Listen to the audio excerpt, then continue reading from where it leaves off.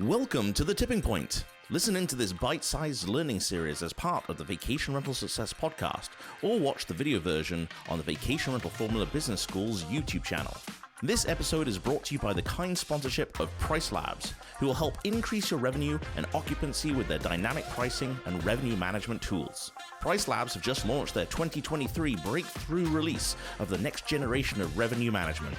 This brand new cutting-edge solution leverages hyper-local data to optimize rates and increase your revenues like never before.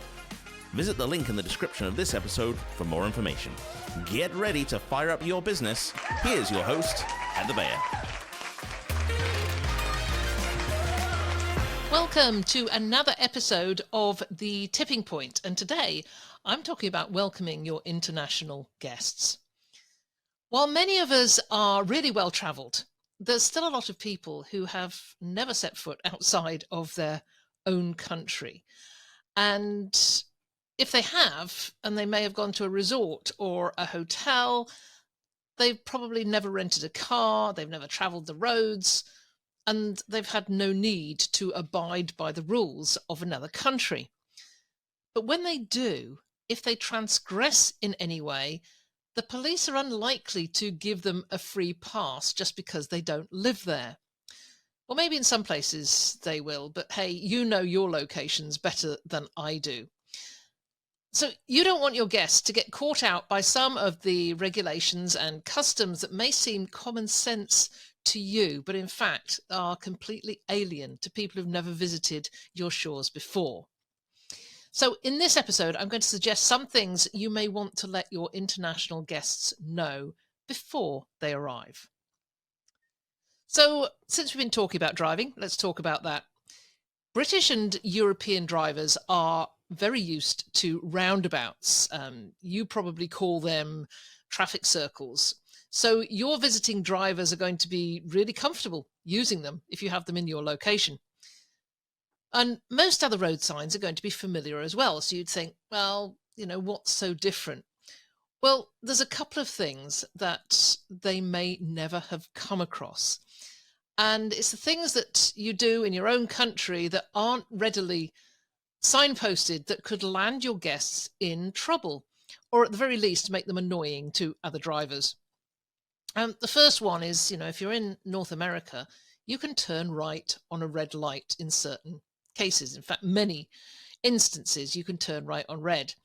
You're not permitted to do this in UK or Europe, which means those newly arrived in North America aren't going to move until the light turns green, and they'll be completely confused when the drivers behind them get upset. Then there's the four-way protocol. There's no such thing as a three-way or a four-way junction over the pond. It's probably because they have so many roundabouts, or traffic circles, that keep traffic moving that makes it entirely unnecessary to have this thing where a sort of dance takes place at a junction and people seem to know exactly when it's their turn. I remember experiencing this for the first time, coming up to a junction with four roads converging and seeing this very disciplined movement of vehicles with nobody in charge. Fortunately, we were about 4 cars behind and got the idea pretty quickly. But if we'd got there first, it might have been a very different matter. Now there's stopping for school buses. And you might think, really? Doesn't everybody stop for a school bus? Because this one's serious. Because penalties for passing a school bus with lights flashing are really high in many states. But there's no such rule in the UK, as student transport by bus is usually provided by locally scheduled public transport bus services. We don't have the system of yellow buses that you do in the US and Canada. So while a little common sense might have them stopping when coming up behind a stop bus with all its lights flashing, the thought of stopping when an oncoming bus is stationary might not even cross their minds. And that could cause issues if they're stopped by police. Now we come to alcohol rules. So you've got to be really clear on age restrictions. Let your guests know what your minimum drinking age is. It's 18 in UK, and in some European countries it's 16. So those that are coming across to the US where perhaps it's 21, you need to tell them before they arrive to ensure they stay on the right side of the law. Policies on buying alcohol vary state by state. And it's so important your visiting guests are clear on what's permitted in your location. You might be in a dry county, so if guests are arriving by air, then driving to your property, make sure they know where to stop and buy their beer and wine before they enter a store and they're surprised by the complete lack of product. In Ontario, until just recently, you couldn't buy any alcohol outside of our liquor board stores. Now, some grocery stores do stock a limited amount of beer and wine, but if a guest arrives outside LCBO hours and wants a bottle of spirits, they're going to be out of luck. We were very nearly fined on our first visit to Ontario because we had a picnic in a provincial park and brought some beer with us. It was only a heads up from a nearby family that allowed us to stash our tinnies before the park rangers found us. So let's move on to healthcare. People get sick. They get injured, they have little accidents, and you need to let your guests know what they should do if they fall sick and what to expect.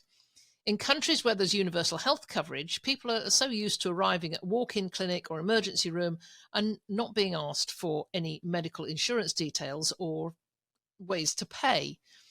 Most are going to be savvy enough to know they need to take out insurance for medical situations, but it's going to be worthwhile reminding them of the need for it.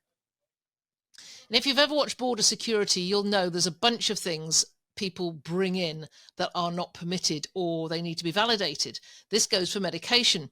So advise them to bring a valid written prescription or a doctor's note, or at the very least, the medication should be in its original container with the doctor's instructions printed on the bottle. If your pre-arrival information gives details on what they should do in case of emergency, and what they would need to have with them, it's going to make it so much easier should some situation arise. Finally, I recall crossing the English Channel to France way before Brexit on what we called a booze cruise. It was a time when beer and wine was significantly cheaper, and we'd cross a couple of times a year to load up the car for a few months. That time we were halfway across the English Channel when I noticed a sign reminding all on board that it was a national holiday in France and all the stores were closed. That was such a blow. We'd driven 3 hours to get to Dover and were so excited about our shopping trip. We were able to turn lemons into lemonade as we got off the boat, found a nice restaurant for lunch, walked on a beach, and then got back on the ferry for the trip home. But we were really disappointed and kicked ourselves for not knowing about the French holiday. It's so easy to let your guests know of upcoming holidays and events that might impact their stay. Other advice for travellers could involve information on public transport, places to avoid during busy times, parking restrictions, and any local customs. In fact, anything that may seem common sense to you, but would be a new thing for an overseas visitor. So think about your location and what a newcomer might need to know. Make a list and organise this into a guide for international travellers to your location. Put it on your website, add it to a digital guidebook, make a valuable download that you could use as a lead magnet for visitors when they come to your site.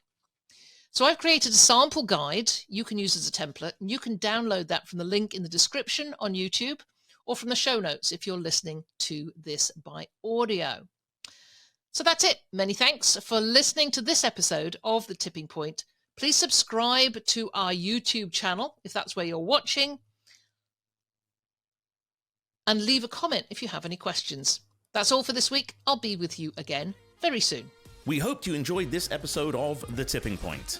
Don't forget to check out this week's sponsor, Price Labs, to help you master the art of dynamic pricing for your short-term rental business. Click the link in the description of this episode for more information.